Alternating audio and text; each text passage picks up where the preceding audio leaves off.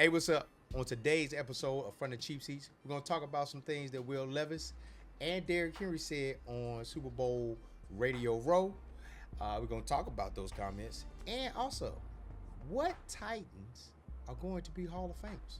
All on this episode of Front of Cheap Seats. What's going on? It's your boy Bonafide, and this is Front of Cheap Seats, a podcast all about the Tennessee Titans, but from a fan's perspective. And I'm joined, as always, by my boy Tre. What's going on, Tre? Hey, we're doing good. We're doing good. It's a good Hey. Saturday. It's a good Saturday, man. So we're doing good. That's what's up. That's what's up. Hey, so everybody, because we're fans, we're regular people. We don't eat, sleep, and breathe Tennessee Titan football. At least not for another month. My man Tre is out here getting his Gordon Ramsay on. He's currently got a brisket. And how's that thing looking, man? How's it looking? Hey, I just took it out the oven or took it off the grill maybe just under 30 minutes ago. Okay. I got to finish it off in the oven simply because I ran out of smoke because my grill. Hey, a bunch of barbecue jargon, man. Bunch of barbecue jargon. Let's keep it. Let's keep it simple. I gotta finish it in the oven because some things happen. All right. Some things happen. Hopefully it turns out right. I'm kind of hating because I don't get to taste it. That's why I told everybody. So I'm going. We relying on Tre to tell us whether or not it's good or not. All right, man. So Super Bowl coming up. Unfortunately, Tennessee Titans were nowhere close to making it to the Super Bowl this season. And you know what? Hey, you know what, Tre? You know what I hate about Super Bowl season is that every time Super Bowl season rolls around, you know they're gonna get the clip. You know what clip I'm talking about. Every Titans fan knows what clip I'm talking about. It's Kevin Dyson, 1 yard short. And you know what? I'm going to go on a little rant for a second. That's right. Okay. Kevin Dyson, dog. Ever since I found out that we could have had Randy Moss, prime Randy Moss. I'm not talking about old Randy Moss. I'm talking about prime Randy Moss. Ever since I found him out that we could have had that and we didn't pick him and we got Kevin Dyson, I have never forgiven that man. He is probably a great individual. He's a doctor. He's got his doctorate. He's a principal. I think he's a principal out there in Nashville. But dog, I look at myself and you know what I'm saying? How come you couldn't juke Mike Jones, dog? Mike Jones wasn't even really a good linebacker, dog. And he just ran right to him. I was like, give me a little shake and bake, dog. But anyway, so that's my Super Bowl rant. I hate that every time the Super Bowl comes up, they show it because Steve was cooking that game, bro. He brought sure was, back. man. And dog, imagine the franchise had we won that game, dog. Had we gotten that Super Bowl right there, bro. You can't tell us nothing. But anyway, so we already know what goes on Radio Row. A lot of media is out there. And they talking to players. Like, bro, I didn't see some people, like, you know, Shay was out there with the nice spot. Him and Chad Ocho was out there with Prime and things like that. Pat McAfee. Maybe one day we'll get to that level where, you know, we'll be out there on Radio Row. You know, Maybe one day. Maybe. But some interesting comments came out from that. And interesting comments came from one Will Levis. Now, I will preface it. I'm going to read what Will said. I think he was talking to Jim Wyatt because Jim Wyatt's out there covering for the Titans. So the story is on TitansOnline.com, and this is what he said. He said, every year, I don't care what position you play. I feel like it's in their best interest to do their due diligence to make sure they know who is out there and evaluate who they feel they need to evaluate. Levis said, it says, doesn't offend me at all, and I know going 3-14 doesn't get you job security anywhere for any team. And then he said, all I can do is put my head down and work to show them I can still be this team's quarterback. So, now, we preface this, people, with this.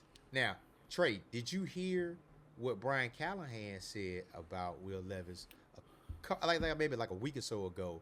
I think when he was at the Shrine Bowl or one of the All-Star Game Bowls, about what Will Levis was going to do in the offseason. I think he said he was going to work alongside Jordan Palmer in the offseason, Yeah. So, And I thought that was interesting that he said that he was going to work with Jordan Palmer due to. Now, granted, this is the same thing that he did last season, if I'm not mistaken. I think last offseason. Yep. Yeah, last offseason. I think he worked. I think was it Jordan Palmer? I don't know. It was. Yep. Okay. Yeah. Because Malik was with Quincy Avery, and he was with Jordan Palmer, and then the infamous Cabo trip where everybody didn't show up and things like that. Traylon didn't show up, blah blah blah, anything. So he's already done this before. Now I know how I feel, but Tre, how do you feel about that quote from Will, plus the quote from Brian Callahan, and all together with him possibly looking to stay the starter?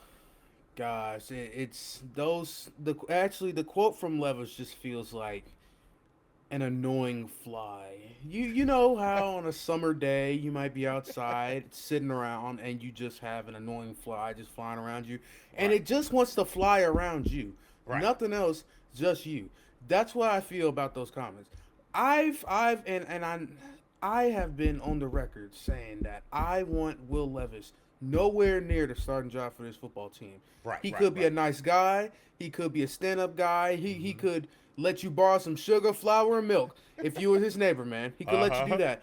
But he is not good at quarterback. He's just not good, man. We saw it last season, the boneheaded mistakes, the boneheaded turnovers, and just the lack of understanding and processing on the field, which led to those turnovers, man. So I don't want him anywhere near the starting job.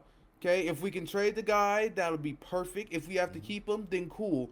I just don't want him anywhere near the starting job. I don't want him seeing another snap for the Titans. He's not good enough. He's not good enough right now, and quite frankly, I don't know if he's ever going to be good enough in the future, man. That's true though. Hey, you know what? I agree. I tend to agree with you. Hey, we tend to agree on a lot of things, but I tend to agree with you on that. I don't think I want to see Will Levis as the starting quarterback for the Tennessee Titans, and simply because that's what last year was for. Last year was for the Tennessee Titans, irregardless of everything that happened in the front office and things like that. Last year was, hey, what can Will Levis do as the full-time starter for the Tennessee Titans? Because what was coming into last season, what was the whole thing? Oh, Will hadn't had a full season under the belt. He hadn't had this. He had to come in, and he hadn't had that full off season. So, again, we went into the season, full off season, doing what you need to do, knowing that you're a guy, knowing that you're the guy. There was no competition. Again, Malik was there, and we signed Mason Rudolph, but we knew none of those dudes were going to usurp him from the starting position. So you go in there with the safety net saying, hey, if I do a good job, I've got this thing locked up. It's almost like Charles Barkley say, guarantee. It was almost like that you were going to be the guy. And then we go through that whole entire season, and we see quarterback play that was almost like an abomination, if you really want to talk about it. Like that, like again, that first pick six of the season where he did that, it was like it was an omen. Like everybody should have known right there. But just like back-to-back weeks, like we all know the funny jokes, like he was the meme and things like that. But I just can't see him being the guy anymore. Like again, I don't even see him being the backup. Now, and that might be going a little bit crazy because it's like, once you've been a starter in the league, you always want to get back to being a starter. Because remember, like Mariota was here, then Tannehill. We brought Tannehill in. He was a starter in Miami. Brought him in. He's the backup. So he's like, I'm basically gunning for Marcus's job. Now, Marcus didn't do himself no favors, sucked really bad that season, and basically forced Vrabel's hand, and then the rest is history, things like that. So I don't want to, especially if we bring in one of these young guys in here, I would much rather us re-sign Mason Rudolph than it is to keep Will Levis. But what do you think about that? I mean, I wouldn't be in opposition to keeping Mason Rudolph simply because, I mean, backup quarterback play is not always the most important thing, but it's still important at the same time. Because we saw, the Titans over the past decade have had multiple quarterbacks that have either been injury prone or have just sucked on the field, man. So having a decent backup quarterback certainly has its perks, but honestly, what I saw from Rudolph, I mean, what we saw from Rudolph last year is something we expected. He's Mm-hmm. not some aggressive guy where he's going to push the football down the field, and he's certainly not some guy that's going to take a whole bunch of risks. He's going to keep it safe. He's going Mm-hmm. to keep it by the book, and yeah, that's really all he is. Now, if you wanted to find somebody better, maybe somebody you can have more confidence in as a backup, sure, why not? Right. But if you're getting a rookie this year, then I don't know. I would advise on maybe bringing back Rudolph or maybe looking over for somebody else. So um, Mm-hmm. it Who just depends. It just depends, man.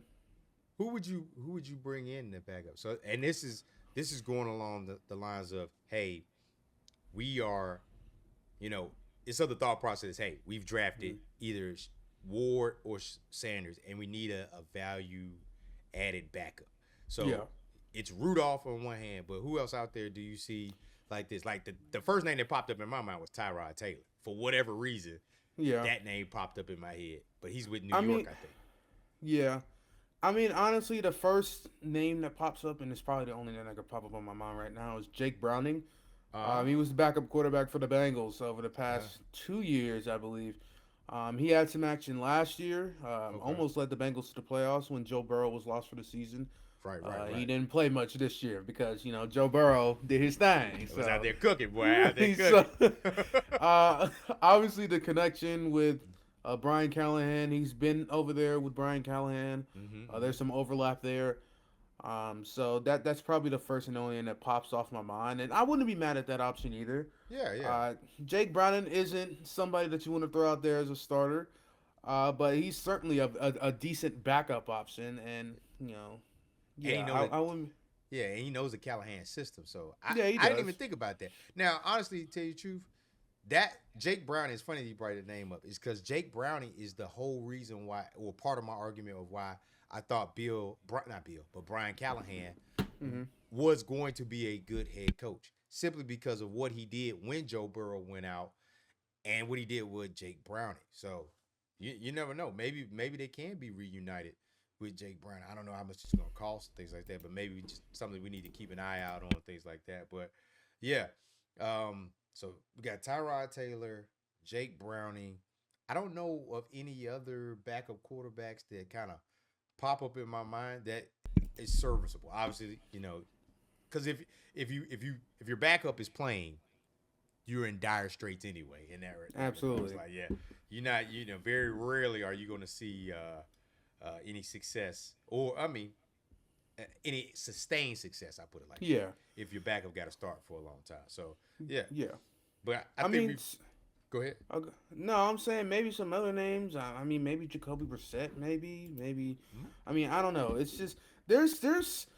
It's not an impressive array of free agent quarterbacks, but it's an Mm-hmm. array of backups that you can bring in. So Yeah, there's some names they can bring in. So yeah. I wouldn't be mad at Jacoby Brissett. He got that starter experience, but I think he knows his role when it comes to like, hey, I'm being a starter. But again, yeah. that's if we stick to drafting a quarterback. Now, Hmm. another topic I want to talk about, excuse me, is the rumors. Like, all right, so again, everybody that's watching it, me and Tre know, take it with a grain of salt. But you gotta talk about the rumors. The rumors, and I saw Easton Freeze and I saw Zach Lyons. Zach. Shout out to Zach. Was talking about um, trading back and Titans fans kind of expecting that. I think, what did he say? I'm gonna put it up on Twitter right now. That's what I'm looking at right now. So I think Dan Graziano posted something, and Zach was like, "Nothing of true surprise here. People need to brace Yeah. themselves for the possibility of a Will Levis year 3." And yes, we will all hate it, as we just mentioned right here, Hmm. or a vet solution, anything but Levis. So this is what Dan Graziano said. He says there's still a long way to go. My camera just zoomed in. I got this new camera, so it's it follows my hand, so I can't do hand track. So he says there's still a long way to go until April's draft and a lot of evaluations to make before then. But I've talked to multiple people who think the Titans could trade out of the top pick and look for their QB solution elsewhere. That could mean another year for Will Levis or adding a young free agent such as Sam Darnold or Justin Fields. The thinking is that the Titans roster needs are so extensive, unless they're absolutely sold on one of these quarterbacks being a franchise changer, they're better off seeing what teams would be willing to offer for the pick. If they move back to number 2, the Browns, or number 3, the Giants, or even number 6, the Raiders or the Jets, they still could land a franchise cornerstone player in the first round and be in a position to address the QB in next year's draft if necessary. So, a lot of that was to say that Dan is hearing that multiple people are thinking that the Titans are going to draft back. Now, last week we talked about what we would do. We taking a quarterback with number 1. So, this is, obviously a lot of people, where there's smoke, there's fire. But, again, we always know that there was the, the option to have a vet quarterback in there. Now, we didn't talk about it a lot, but what do you think about the vet? Not even trading back, but I'm just saying, just the thought of bringing a vet quarterback in to be the starter and passing on Shadur and Cam. I mean, in terms of quarterback solutions from like 1 to 3, bringing in a vet's probably my second preferred option. I'm not, like I said last week, I'm not in favor of trading back. There's just too many uncertainties with trading back regarding the picks this year, next year, and even the quarterbacks that go on next year. There's too many uncertainties. But bringing in a vet wouldn't be too bad. The only concern about bringing in a vet is, one, if that vet doesn't play well, then you're going to have to turn to somebody else behind them, and it becomes a turntable of quarterbacks who needs to play this and that. 2, if he does become a turntable, considering, like Graziano said, and we said this last offseason as well, the Titans roster isn't the best. There's too many needs across the board on both sides of the ball. So if, it becomes a turnstile of quarterbacks, then what does that spell for Brian Callahan? Because Brian Callahan, I know over the course of the season, we said Brian Callahan can do some good things schematically, right? But there are just too many holes in this roster to where if he doesn't have good quarterback play, then it's basically over with for him. Stuff might hit the fan. And that's been the fear, because I thought they were gonna can Callahan after the season, anyways, even though I thought they shouldn't have.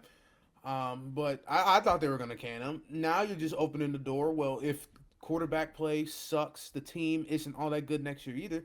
We could be talking about Brian Callahan being fired before even the midseason point. Simply because what's the point of keeping the guy if stuff keeps being terrible? So. I don't know.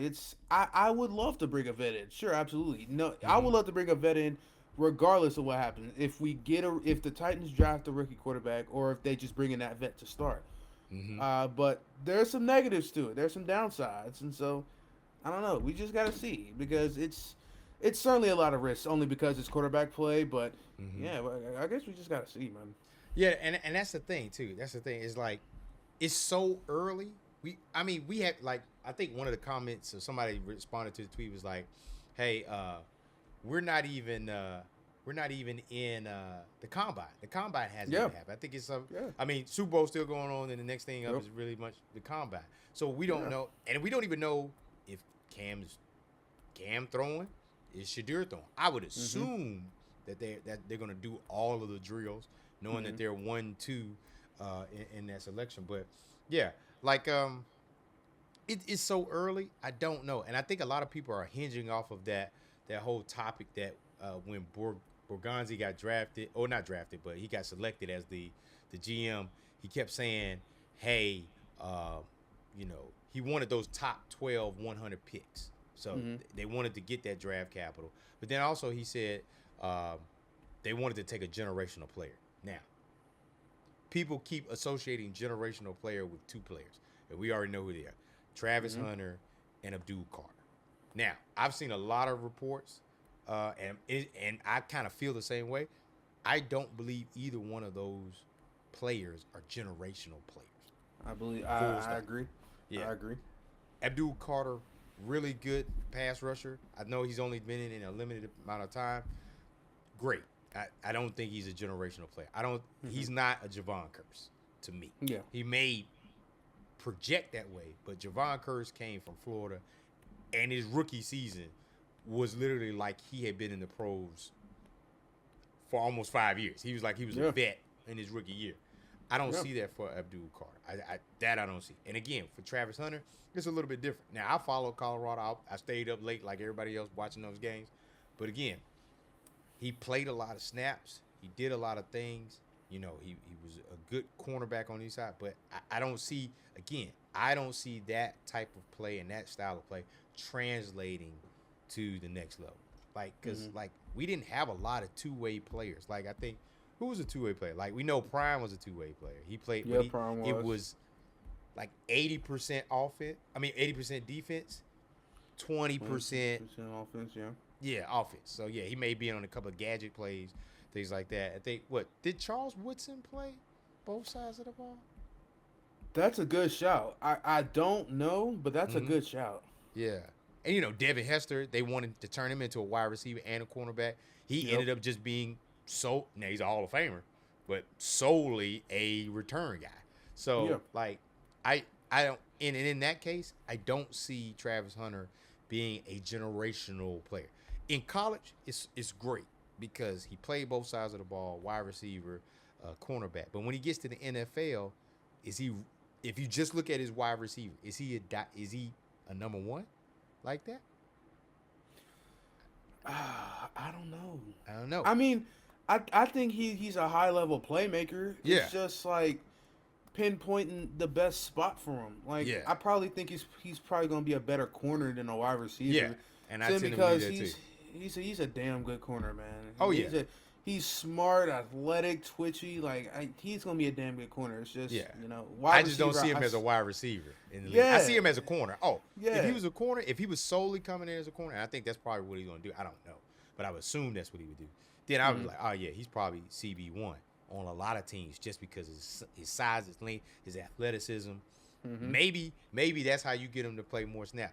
Make him a cornerback, but then put him on your return team. Make him a dynamic returner, things like that. I think he can succeed, but who knows? But I don't see those two as generational players, so I don't see that comment or that quote being hitched to those players. Again, like I said, I think we got a long way to go in a short amount of time before we really kind of see where everything goes, because we haven't had any top 30 visits. Like none of this. None of that, man. So basically, everybody's throwing stuff at the wall based off of what they think is happening. Going there, but I will hit you on this, and I'll get your thoughts on this, and then we'll move on to the next topic because we, moving through this joint. Brian Callahan compared Shadur Sanders to Joe Burrow. Yeah, he did say that, and I thought that was really freaking dope. And maybe. And this is the thing. Y'all know me. Maybe I read into a lot of things, but I thought that was very interesting that he compared him to Joe Burrow about the timing and the accuracy things. And it was almost like, if you read the quote and not knowing it, it was almost like Brian Callahan was defending Shadur Sanders, because the thing was like, hey, he doesn't have a big arm, things like that. Well, Joe didn't have a big arm, but Joe had time, he had accuracy, he had anticipation, things like that. So you listen to the quote, it's like, I think Callahan is a Sanders guy. But what do you think about that comment that he made in regards to that, knowing all that we know and basically projecting what we think? I thought it was interesting. It didn't ring any alarm bells, honestly, but I thought it was interesting. And, he's right. Joe Burrow, when he came out, he wasn't billed as some strong arm guy, man. Just billed as a guy who was smart, threw with timing and accuracy, and knew how to make the best plays within the offense, man. And that's what he's done in the NFL, but he's just taking it to a higher level. Now he has T. Higgins and he has Jamar Chase. He has this array of weapons, man. But he's taking it to another level, man. With Shadur, can he do that? I don't know, but I thought those comments were pretty interesting because they do have similarities. The two do have similarities, Of course, with the timing and accuracy from within the pocket, that's one of the most important traits you can have as a quarterback, is being able to throw accurately with timing and precision from the pocket, man. Something Will didn't do. Yeah, absolutely. Yeah, and he did. He was either overthrowing deep shots or throwing to the other team, man. So that's the way it is, man. But yeah, those were interesting comments. I mean, I chalk all that up as pre-draft chatter. Like you said, we haven't even reached the combine yet, man. Right. So I take all that into account and just label it as chatter, man, until further notice. Because unless we're in the building with those guys, we have no idea what they're thinking. No idea. And We just two dudes sitting in gaming chairs and literally, with mics talking about something else. All right, before we go to the next topic, man, we want to talk about section240.com /shop. Hey, this is where you can get your merch. As you can see, as you can tell, I got the merch on right here. So, man, definitely want to make sure you pick it up. Definitely want to make sure you check out the shop. Buy you some merch, man. Support the channel, man. Support the channel. So, coming back to it. Now, again, Super Bowl Radio Row, Will Levis was there. But a former Tennessee Titan, Derrick Henry, one that we all miss and love and adore. Yes, sir. Came out and said, was talking, I think it was Diana Rossini, and was like, she asked him a question how he was doing it in Baltimore and how he was liking it. Obviously, he had an amazing season again, almost rushed for 2,000 yards. I believe he could have probably got 2,000 yards again. That would have just solidified him as a Hall of Famer. But Absolutely. he made a comment, said, I want to retire a Raven. How did that make you feel? How did it make you feel? Bro, I want to retire a Raven. Bro, I promise you, when I saw the quote, I was sad. And then I sat there and I realized, like, bro, what if he retires a Raven, man? Like, he's gonna retire. Right. Bro, retire as I know, right? It's like, nah, you can't do that, dog. Look, like, Bro. you see the shirt? You right here on the shirt, dog. You can't. You know, retire not a Raven. And look, you were here, man. Yeah, for a long time. For a long time, too. bro. Like, all the memories. Who can forget the 99-yard touchdown run? And this is the thing, Trey. This is what probably pissed off a lot of Titans fans. Is that it seems like all of our good players who we're going to talk about in a few minutes, they go to the freaking Ravens, dog. And I have no idea why. I don't either. It's like, is Baltimore the East Coast Nashville? Like, I don't get it. I don't know, man. I was and like, it's an embarrassing amount of former Titans that have gone on to be Ravens. Ridiculous, dog. Freaking Number Derrick one, Mason. Derrick Mason. Number Samari one, Roll, man. Steve. Samari. Obviously now Derrick. Who else was like? Was there somebody else? I can't even. Let's go to the Googles. This is how we do, y'all, in the pod. We ain't trying to. It ain't scripted right now. It ain't scripted. We trying to figure out that. Let's look.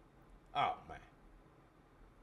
So we got Steve, Derrick, Samari. Oh, check it out. We stole one of theirs though, but it didn't work out for us. Remember Michael Orr? Michael Orr came. Man. Good gosh, he's terrible. He was terrible. Hey, terrible. Those are the only top players that play for. Oh, shoot. Lorenzo Neal, dog. He sure did, because he was with the Ravens first, then he went to the Titans, right? Yeah. Okay, I remember that. Okay. Oh, and then, we got Bernard Pollard. He played for the Ravens, won a Super Bowl, and then came over here. Yeah, waste of space, by the way. Waste of a move, man. Bernard. When I think of Bernard Pollard, you know what I think about? That one clip of him in the locker room.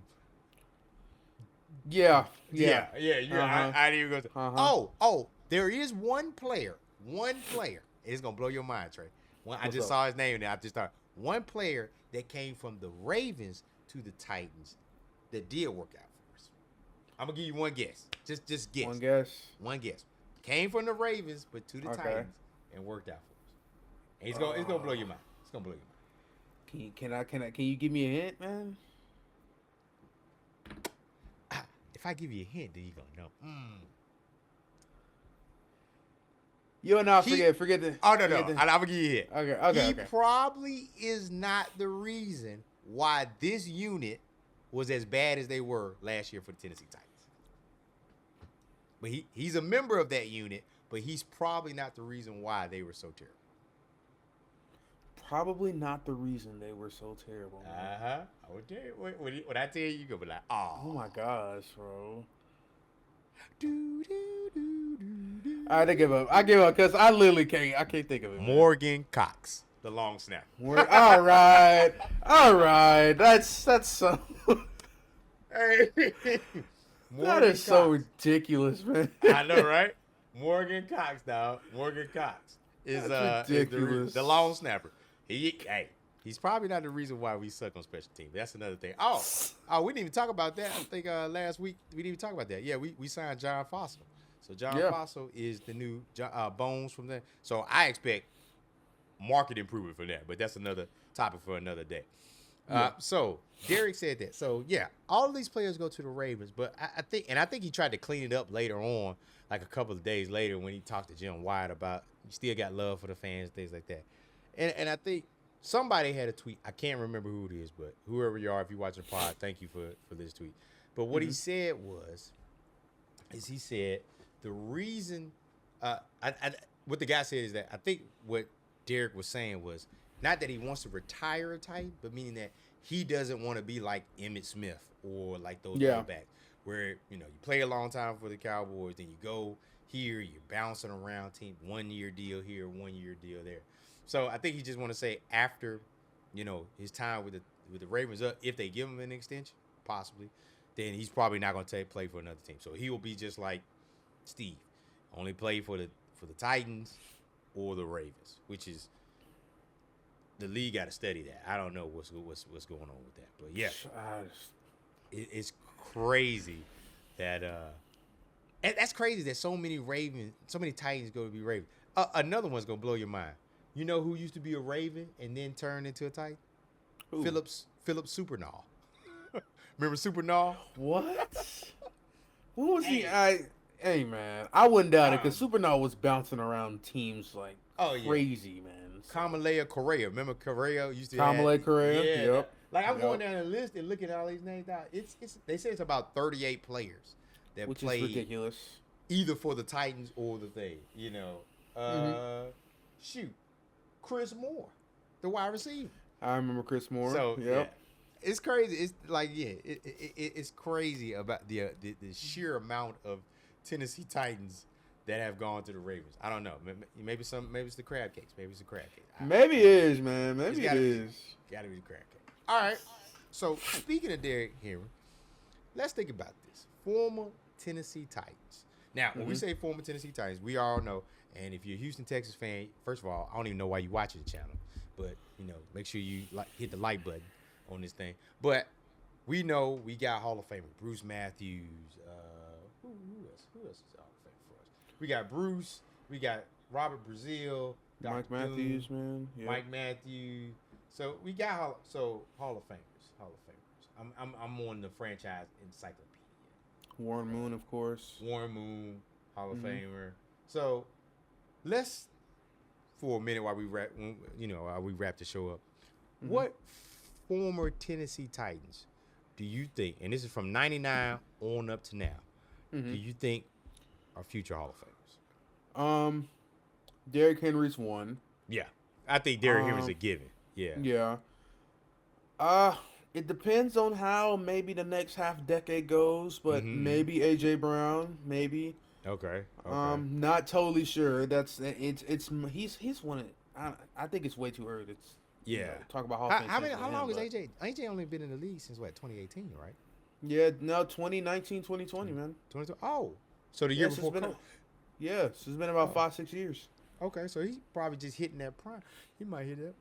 I think Steve, depending on how everything plays out, might be like a fringe Hall of Famer. I don't know, because he's been on the ballot so many times, and he's been left off. Actually, he hasn't even been on the ballot. He's failed to make those final lists for Hall of Fame so many times, even when the pool of players hasn't been the most significant. So I don't know. I don't know about Steve. I don't think he's going to get in. I think it's the same for Eddie George. Eddie George probably has a better chance, but even then, he doesn't have a good chance either. Right, yeah. So, I think that's the same thing. I think they are victims of circle. And again, going back to what we talked about in the first beginning of the show, imagine the discussion we would be having now about Eddie and Steve had they won that Super Bowl. Potentially. Yeah. Yeah, potentially. You looking at Steve in there as a NFL MVP, Super Bowl winner. You're looking at Eddie George as a 10,000-yard rusher, one of the final last 10,000-yard rusher in the league with a Super Bowl. Heisman Trophy winner. So then you get time like, oh, okay, I can see him in there. But not having that Super Bowl really, I think, hurts their career a lot. Like what do you think about Javon Curse, Hall of Famer? Nah. What about Derrick Mason? Nah. Yeah.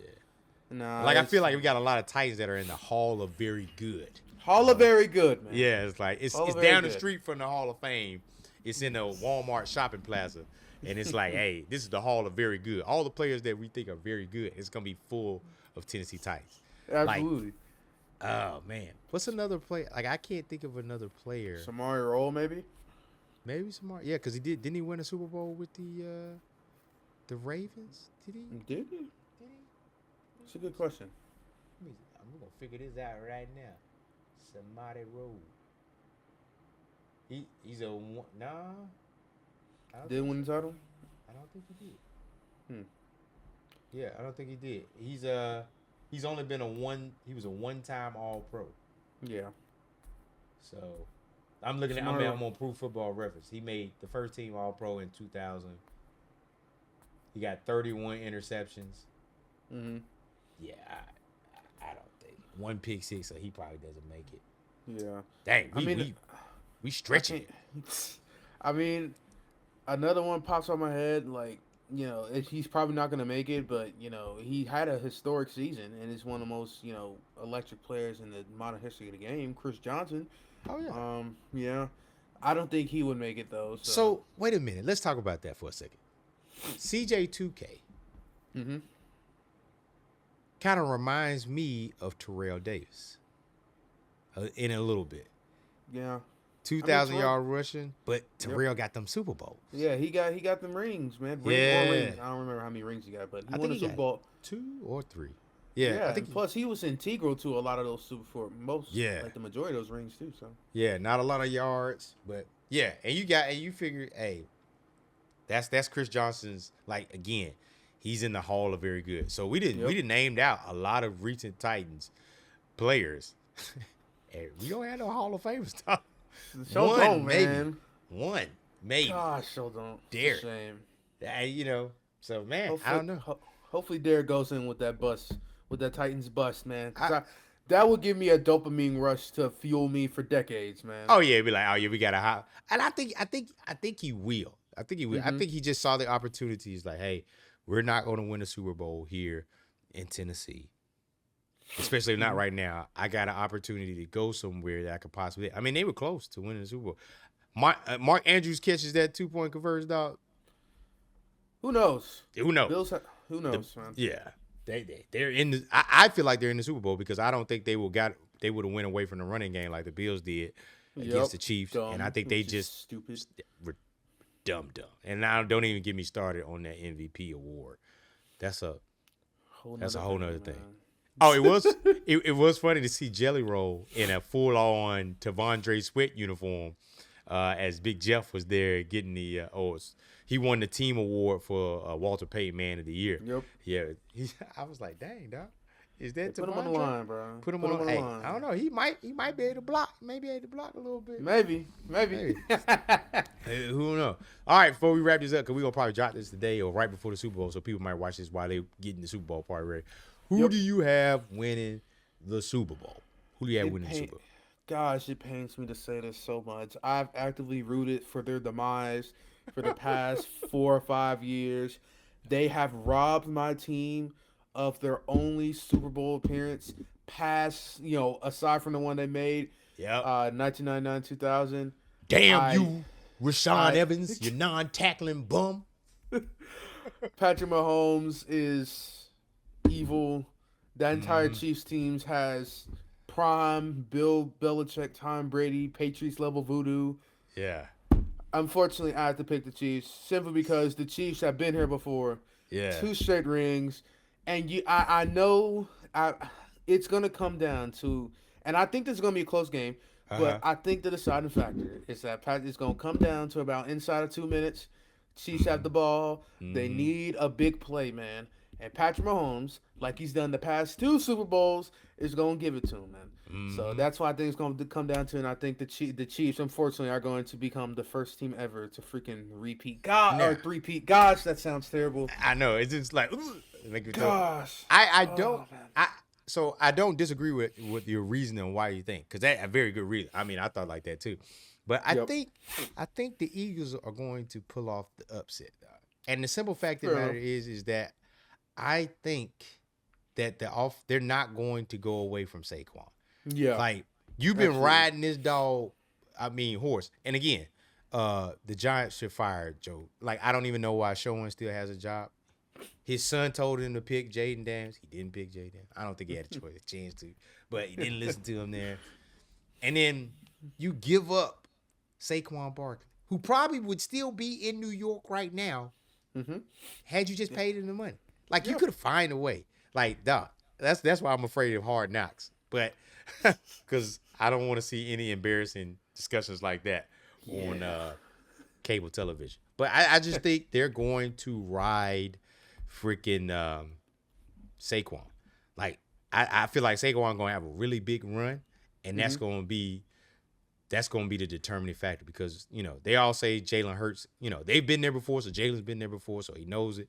That first time pressure is off of him. Maybe not so much for Saquon, because Yep. I think this is as far as he's ever been. Yeah. And then, but I think they're getting healthy. They got Brandon Graham back. But I think that running game is going to be important, because they say Jalen Hurts is a play action quarterback. And if Devontae Smith is healthy, I saw a TikTok of him getting some food delivered to him in the car while he was in New Orleans. So Baby, he probably is healthy, man. maybe he's healthy. So you got Goddard, you got freaking Barkley, Yep. AJ Brown, That Devonta offensive Smith. line too, man. The offensive line is getting healthy. Like, everything's coming back into view. And then that defense is a dog. So Yep. you figure I think it's gonna be Eagle. Again, I think it's gonna be a close game, but I think it's just gonna be overwhelming. It's gonna be too much pressure on the Chiefs to do the three-peat, and they're not gonna. They're just gonna. They're gonna make a fatal mistake, and Jalen Hurts isn't gonna make one.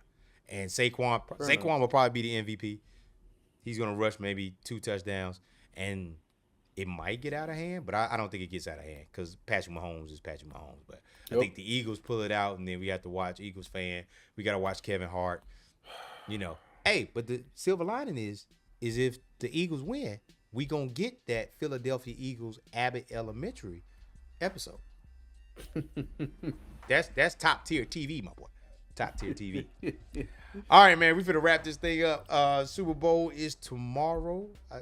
It's tomorrow when we're filming this. So enjoy the Super Bowl. Tre, that timer that you heard, he's got to check on the brisket. Yes, Hopefully sir. The bark is good. So we're gonna let him go so he can check on the brisket. Tre, thank you as always, man. Look forward to dropping it next week. And hopefully next week we have more to talk about. Maybe we get some action or something for the Tennessee Titans. But man, I'm Bonafide and that's Tre, and this is from the cheap seats. Appreciate y'all. We'll catch you next time. Yes, sir. Peace.